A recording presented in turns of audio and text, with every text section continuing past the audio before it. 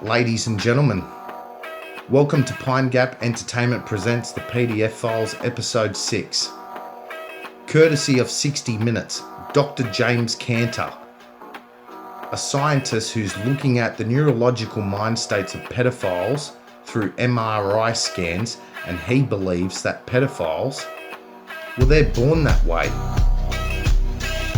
I'll see you after this video. Let's just get into it. We could tell in the beginning that something was different in these people, and it was something that was different in a way that they couldn't control. But we had no idea, is this the kind of thing that would be different from something that they learned over the course of life, or something that they were born with. That sex network, which is cabled together, is all cabled through that same chunk of connective tissue, which I found was different in the pedophiles.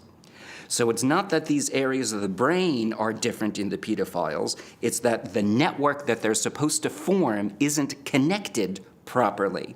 So it's accidentally identifying things in the environment that should evoke a parental nurturant instinct, but instead it's provoking a sexual and erotic instinct, almost like a literal cross-wiring in the brain.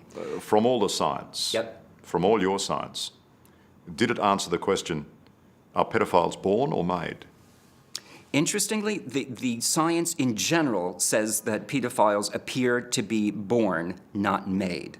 The stuff that we've seen that are different in pedophiles in their brain functioning is all stuff that doesn't happen during the course of life. Are you saying that for the pedophile, their attraction to children is natural? They experience it as natural. They did not pick it. They come to realize it over the course of life. The way that most of them describe it starts out like any of us. When they're, 8, 9, 10, 11 years old, they get crushes on people around their age, 8, 9, 10, 11 years old. And then most of us, as we grow older, we continue to get crushes on and experience attractions to people roughly around our age, growing into adulthood as we grow into adulthood. For the pedophiles, however, when they start becoming 14, 15, 16, they're still getting crushes and finding themselves attracted to 8, 9, 10 years old. So it takes them until there's enough contrast between their own age and the people they're attracted to before they start realizing there's something different about them. That implies it's not a choice for them, that it's actually a sexual orientation. Correct. All the evidence suggests that they did not pick to be attracted to children any more than the rest of us picked to be attracted to adults. That's a big call, isn't it? It is a big call, and I don't make it easily. I don't think anybody makes it easily. So, if it is biological, if the brain is wired that way, it also implies, doesn't it, that the wiring cannot be changed. There is no cure. That's what it seems to suggest now. I hesitate ever to say that the future will not produce some technology that I could not predict. But we don't have any technology, we don't have any surgery, we don't have any intervention currently that really can impact the basic connective structure of the brain. No medication. No medication, no therapy, no surgery. Nobody's produced. Well, aside from castration.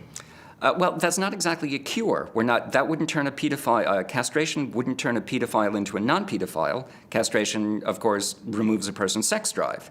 Now, that can be very beneficial. A lot of people who are attracted to something that they cannot enact would rather live a life without a sex drive than a sex drive they have to spend every minute of every day actively suppressing. But it's not a cure in the sense that it's turning a pedophile into a non-pedophile, that they will now be attracted to adults and be able to, have a relationship, become a parent and so on. Is there such thing as a non-harmful pedophile? Oh, absolutely. The virtuous pedophiles, practically by definition, are non-harmful. The only pedophiles that we really ever hear about are the ones who cause harm. That's what brings them to attention. It's the report, it's the disclosure of the crime, it's the victimization of the child. Those are the ones that hit the news. But pedophile wakes up, goes to work, comes home, has a glass of wine, watches the news and goes to bed. That never hits the news. So even though those are the majority type, or at least we have every reason to believe that those are the great majority type, they're certainly not going to come out as pedophilic, so we can say, so that we can see that the offending ones are actually the minority. We've driven the positive ones so far underground that we have no idea what the denominator is. When you say positive Yep. pedophile, Yep. I struggle with that. Sure. It's still part of the association between pedophile and child molester. And I can't hold anybody at blame for saying that. The only time we ever hear about pedophilia is in the context of child molestation. And it almost sounds like you're making an excuse for them, being sympathetic. Well, I wouldn't make an excuse for a child molester. I have no reason to apologize for anybody who's caused anybody harm, but there's nothing about a pedophile who has never touched anybody, never watched child porn, has a sexual interest pattern he didn't ask for and can't get rid of. What did he do wrong? What am I blaming him for? I mean, you're relying on pedophiles to do the right thing. Yes. And That is exactly the same that I would ask of anybody else on the planet.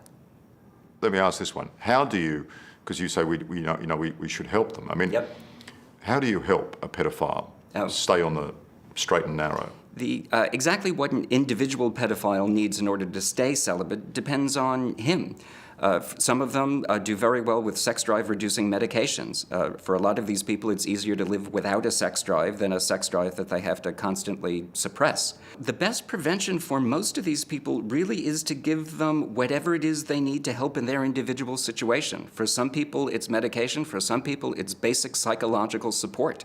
These are people who have to live, their entire lives alone. They're not going to be in romantic relationships, and they often fear coming to professionals. They fear coming to psychologists or psychiatrists because they think they're going to get reported. Well, that's because the moment they put their hand up, they're going to be treated like pariahs, aren't they? That's in almost all of society, they will. Wow. I have nothing to say. The concern I have, ladies and gentlemen, if they normalise pedophilia in Australia and say it's some sort of disability birthing defect and that they're born that way, then that opens the door to potentially the disability support pension. It also opens the door to the NDIS scheme, and I refer to the case of Wayne Wilmot, a man who was granted $220,000 of our taxpayer money per year after he was convicted in the 1980s of rape and murder of a woman.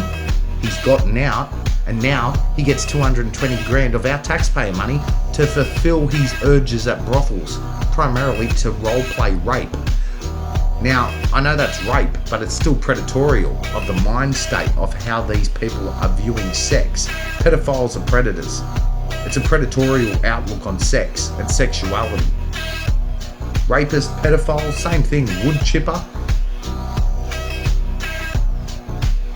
If that's the case, then I want the NDIS to recognise my relationship and my marriage certificate with me and Bundaberg rum. And when I divorce Bundy, I'm going to go halves in the distillery with it. I'm out of here. The world's gone fucking nuts. Now give me 220 grand so I can celebrate my marriage with the finest spirits ever.